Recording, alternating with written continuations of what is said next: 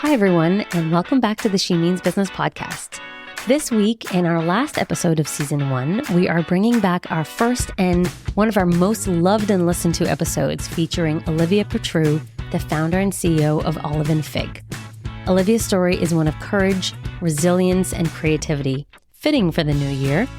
Growing up in a Greek household, she was surrounded by the magic of food and gatherings, which inspired her passion for creating beautiful and abundant charcuterie boards.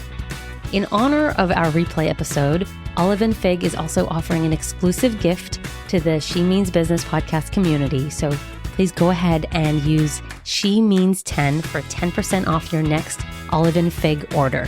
Whether you're celebrating new beginnings or creating a cozy night in, it's the perfect way to elevate your experience. They are beautiful and delicious.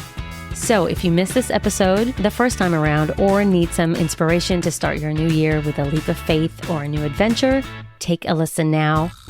And before we head off, thank you for joining us on our journey.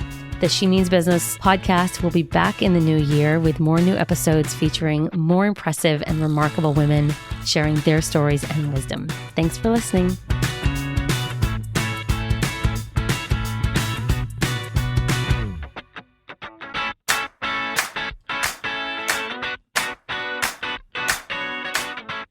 Hi, I'm Gail Bannock. And I'm Alana Santone. Welcome to the She Means Business podcast. Throughout our careers, we faced countless questions and sought advice from other women we respect and admire. And that's exactly what this show is about. Each week, we aim to help you achieve your goals by sharing our experiences and talking with successful leaders, offering real stories, practical advice, and actionable takeaways for women who mean business. All right, let's do this. Okay, we are here today with Olivia Petrou. She is the founder and CEO behind the leading luxury charcuterie and food experience brand Olive & Fig. Olivia left her corporate job in executive talent acquisition at Canadian Tire, which is where Alana and I first met her, mid-pandemic to start Olive & Fig, and she has not looked back since. Olivia, it is so nice to have you on the show. Thank you for being here. Last time we saw you, Alana and I saw you, you were a recruiter at Canadian Tire, and now you're doing this. I love your story. Please tell us, how you got started. Tell us your story. I grew up in a Greek household where obviously food and gatherings were happening every week, whether it was with my large family or extended family and friends. That's what we did. And, food was the central offering of that. Having the upbringing of being Greek, it was a very traditional upbringing. My parents are first generation. Well, my dad was born in Greece, but my mom is first generation Greek. Their parents were born in the 1930s and came to Canada for, opportunity and a new life. And they took along with them their cultural upbringing and the traditions that they grew up with. So fortunately, my parents wanted me to have a different life. I was the first one in my family to go to university, but not very far. My grandmother, for example, she was told to wash my grandfather's feet when she got home. Wow. Yeah. So things like that, my aunt and uncle had an arranged marriage. My grandparents had arranged marriage. So generationally, I'm not very far from that way of thinking. And so only seeing that growing up and the relationships, my parents' friends also being Greek, I entered into a relationship very similarly in my early 20s. And when I went to university, first guy that paid me attention, he was my boyfriend. And I ended up marrying that gentleman, and he came from a very similar cultural background to me. And, I didn't know any better, but deep down, I didn't want that for myself. And then as my friends started getting more serious relationships, and even my sister, I was like, hey, their relationship doesn't look like mine. It's more equal. But I ultimately left that marriage under a year of marriage. And it was difficult to leave, not because of that person, mostly because of my parents. They're like, you can't get a divorce. You just got married. Don't you believe in the sanction of marriage? What is everybody going to say? And I really had difficulty with that for a long time. But, I left. We were living with my parents. I left. I lived in an Airbnb. And this was all happening while I worked at Canadian Tire in my first year. Wow. And I lived on my own and I started, Life of Olivia. And I got a personal trainer. I had just started the new job at Canadian Tire as executive recruiter. And I very quickly fell into a new relationship with George, who is my now husband. But it didn't quite go very smoothly. In the beginning, I think I had to heal from that past relationship. And we did break up. And it was, I think, all of the emotions of both of these relationships ending and, just having been with someone for all of my 20s. I think I was 30 at this point. I had a very difficult time dealing with that and being alone. And as a result of that breakup, I told myself, Olivia, you have to find something extra in your life to do outside of work and outside of a man. So that's kind of where the journey toward Olive and Fig began. I was working with a lot of people at Canadian Tire and merchandising and consumer goods. And I was like, you know what? I'm going to white label a product. Canadian Tire makes it look easy. Let me think of a product. But I wasn't well versed in how to do that. It didn't bring me any fulfillment or passion. So I went on to the next thing. Like I said, I moved into my own space and I was really enjoying interior design. So I said to myself, I'm going to do home staging. I really enjoy interior design. But again, that didn't, bring me joy either. So I was in bed one day scrolling on Instagram and I saw all of these, it was called grazing at the time, grazing Instagrams in Australia. And it was being that it's so warm there for the majority of the year, these grazing tables were a huge phenomenon there. People were putting large amounts of food on a table, making it look beautiful. And I was like, wow, I can do that. I love that. Like I grew up with large amounts of food and I like making things beautiful. So on June 1st, 2019, it was my niece's first birthday party and I made 2 charcuterie boards and I took some photos and it's like, I need to do something with this. And I think the next day I was trying to think of a name. And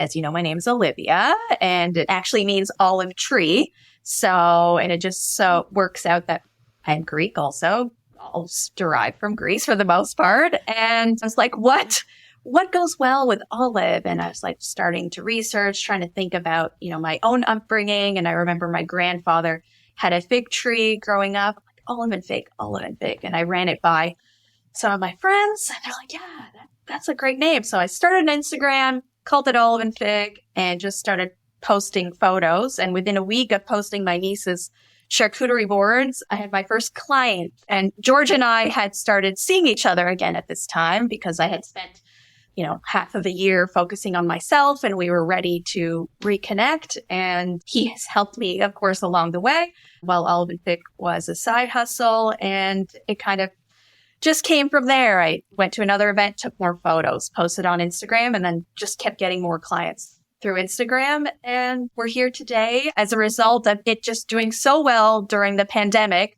George at the time, he turned 40 and was having, I don't want to say a midlife crisis, but it was the pandemic made people just really reevaluate their lives and what was important to them. And he's extremely passionate about food and the culinary world. I just like making things look beautiful. And he's like, do you want to quit your job? Like Olive and Fig seems to be doing so well in the background. You're still working at Canadian Tire, but this is taking off. I was like, oh man, my parents are going to be so upset with me.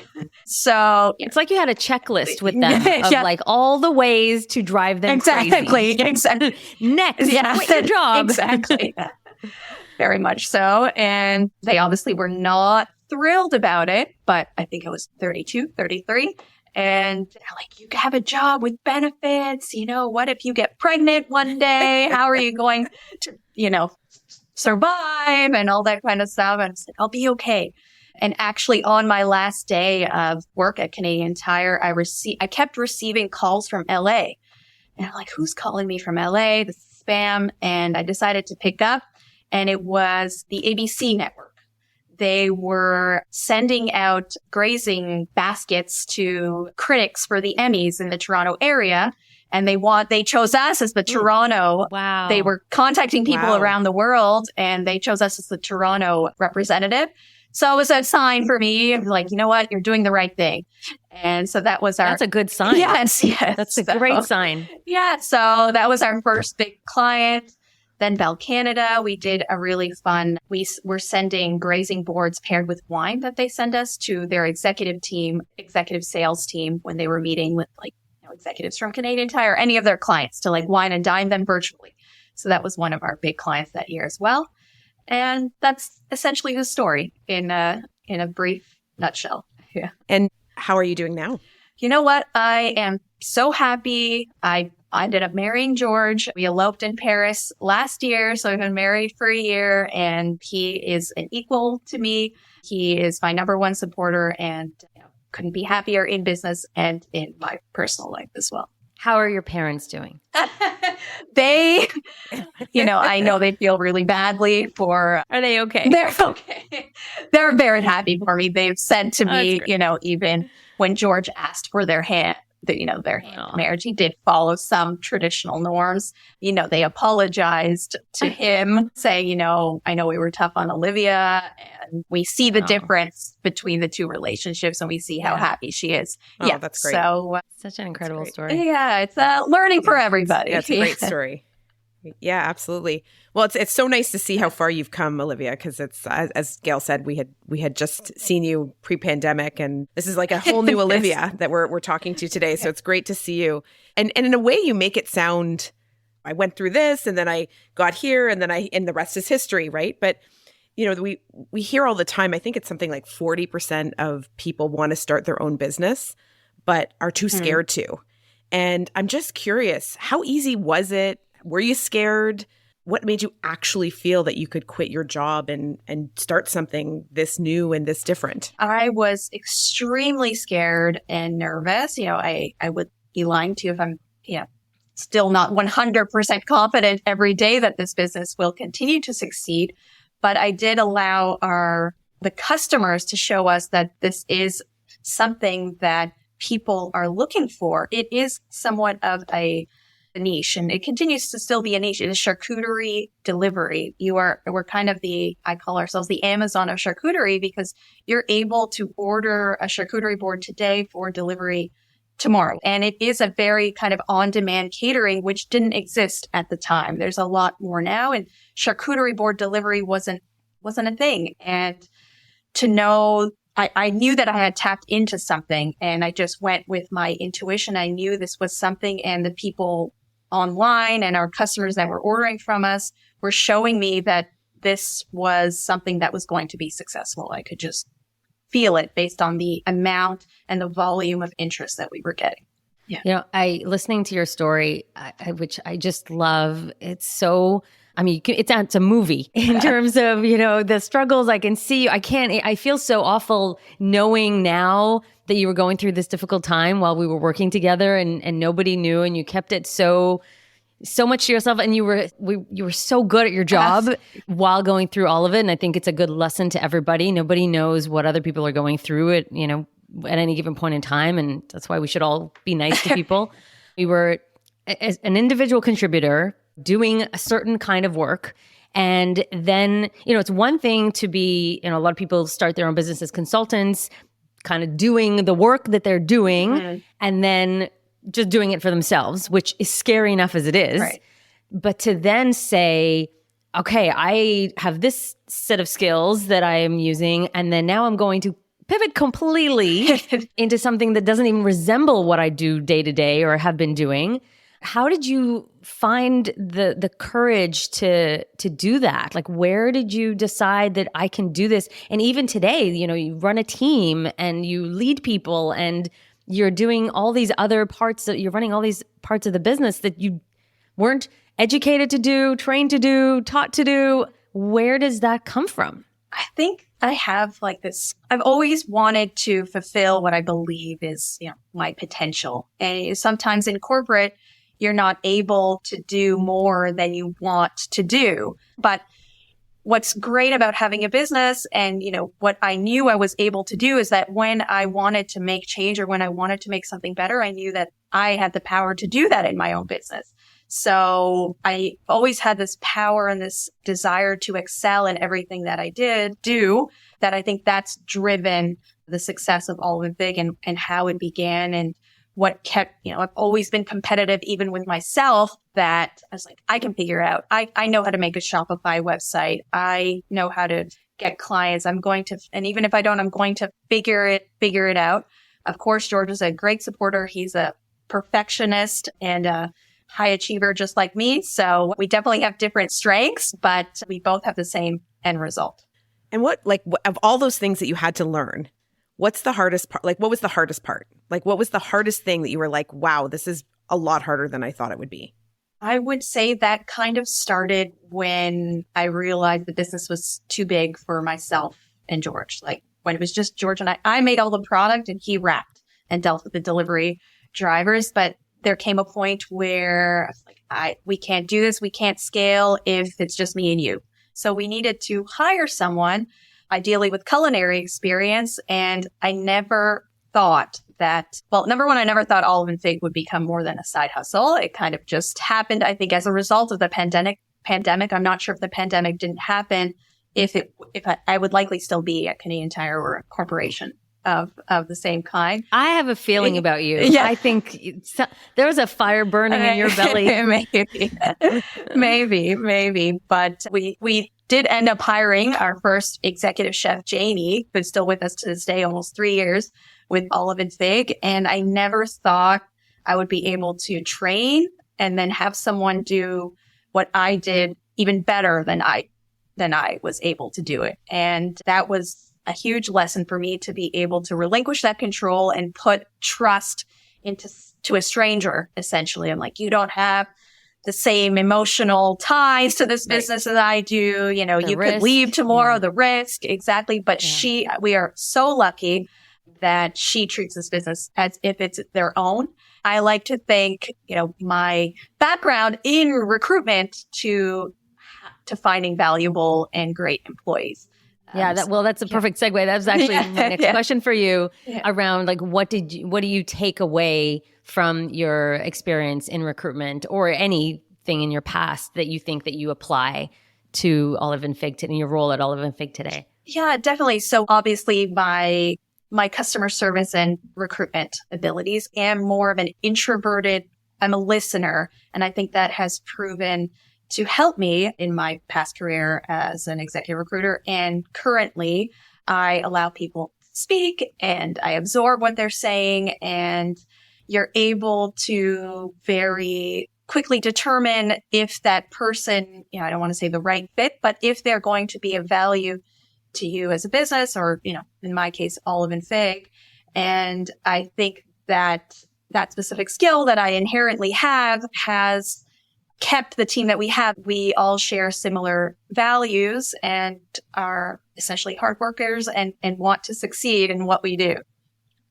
I love that you talked about being an introvert, because I feel like I'm on a bit of a mission to prove to introverts that they can do anything. And I feel like the world is very friendly to extroverts who are out there and can sell themselves. And I'm an extrovert. And so it's kind of different for me. And I've had introverts on my team and they some of them, at least, I don't want to write off all like introverts as the same, but I've had a lot of conversations with people on my team who feel that they are introverts and they feel that is holding them back. And so I love that you are able to leverage your strength as an introvert and say, no, actually, it's because I'm an introvert that I can do this and that I can be successful. I love that. Thank you. I once had my boss at Canadian Tire, actually, he said I had a quiet confidence, which I took as a compliment. So it is. Yes. It is. There's nothing wrong with great listening skills. That's for sure. We could use a little bit more. We had an old boss. Didn't he used to say, God gave you 2 ears and one mouth? Use them accordingly. Exactly. So true. Olivia, I'm curious about your network. So you've talked about George being a big supporter, but most entrepreneurs that I've met have a broad network of people, or really anyone working in corporate or as an entrepreneur, have a network of people who have kind of helped lift them up when they encountered things that maybe weren't going well, or you were learning something new, or you needed to expand. I'm curious, do you have a network of people, or do you have a network of sounding boards in your life that help you on your journey? You know what? I would say I do. Obviously, like you said, George, I have a good group of friends that have been very supportive and helped me along the way. I would say former colleagues and bosses. The place I worked previously to Canadian Tire, he was an entrepreneur. He owned his own executive recruitment firm.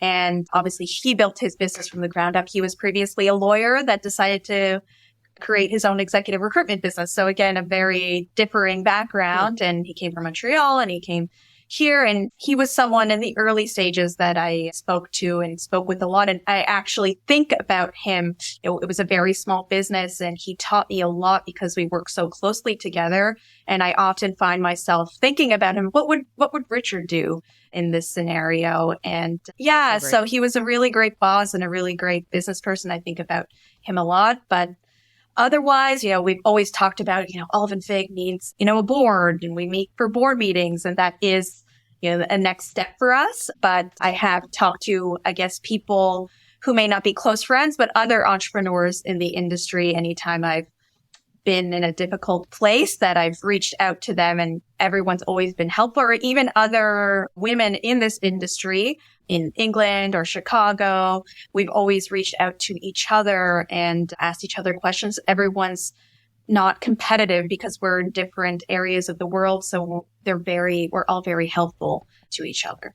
I love what you've done with Olive & Fig and the way that you've been able to not only address the individual market, but also the professional, like the business side. I think actually that's so brilliant. And I think actually that's where I found out about it. I'm pretty sure I saw something on LinkedIn that you were holding a Shopify workshop meeting, charcuterie board. What do you call them? Charcuterie board workshop. Yeah, a workshop. Yeah.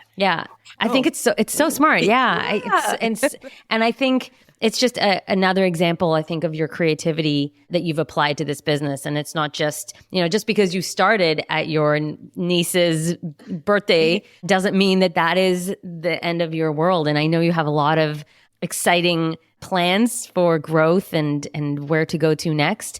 Just as we kind of wrap up, what advice would you give your younger self? I feel like it's a question that we like to ask, but for you, I don't even know how you're going to answer it because you've gone through this whole journey that you were kind enough to share with us. So what kind of lesson or what kind of advice would you give your younger self today, knowing what you know now? Yeah, I've thought about this question a lot. I know I spoke about being an introvert and being more of a listener, but when I look back, in high school and even university, I was so quiet because I was afraid to speak. I was afraid of being judged for what I was going to say. And I think that, again, comes from my upbringing of, how's my dad going to react if I say something, or, just being very cautious of everyone's emotions growing up, that I was just afraid to hurt someone's feelings by speaking or saying the wrong thing.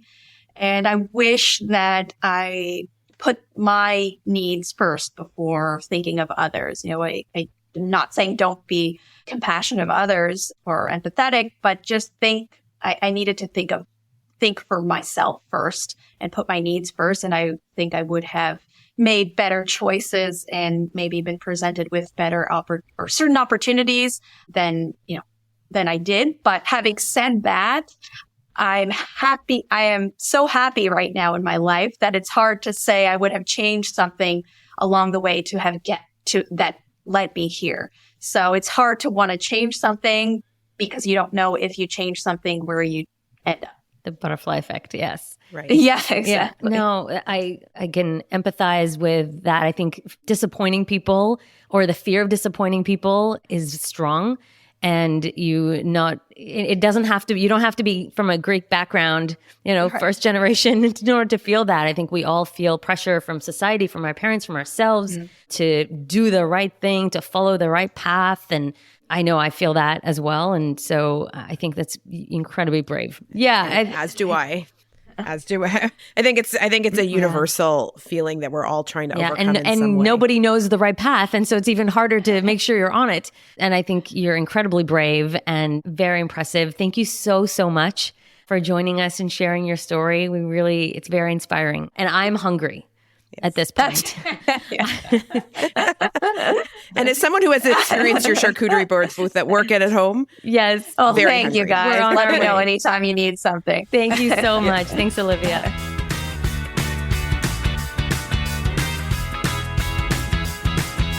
Olivia is just so inspiring. It's amazing to see how a person's life can be moving in one direction and the tide is strong and you can pull yourself out. And I think that's a huge lesson for me of like, just because you are where you are and you think you're going down a certain path, you can change your trajectory at any moment. And it's scary, but it's okay. And sometimes it works out, might not, but even then I feel like there's no regret.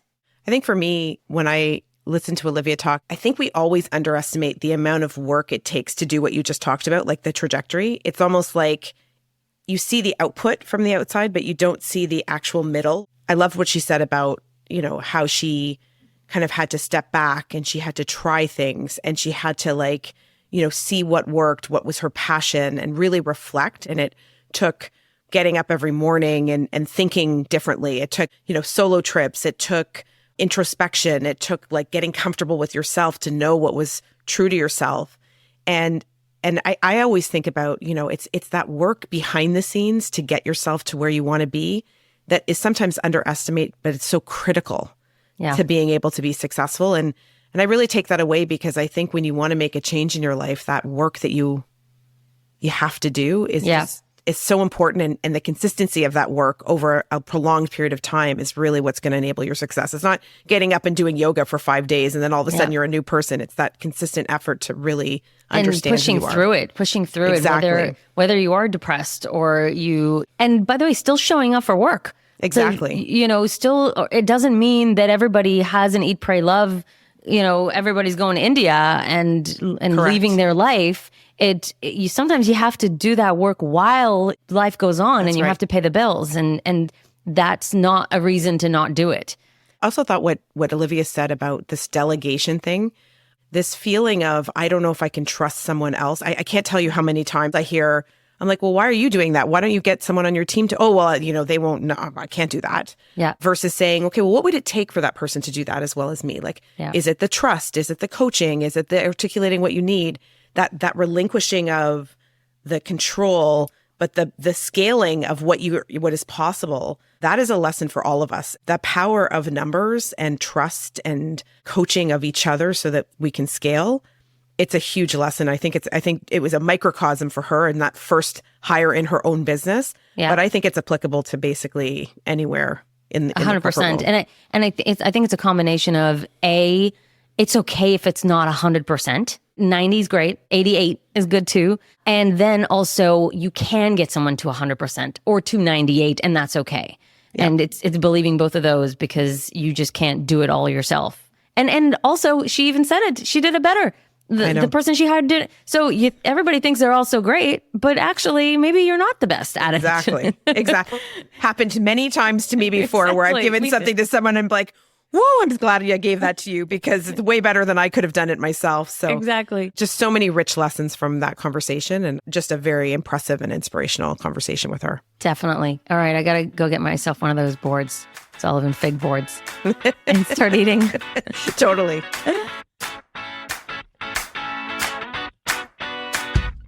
Thanks for listening to this episode of She Means Business. If you enjoyed today's show, please subscribe, rate, and review us wherever you listen to podcasts, and head over to our show notes where you can find helpful links and summaries of key points from the episode. We'd also love to hear from you on LinkedIn or Instagram, so please follow and DM us at the She Means Business podcast. See you next time.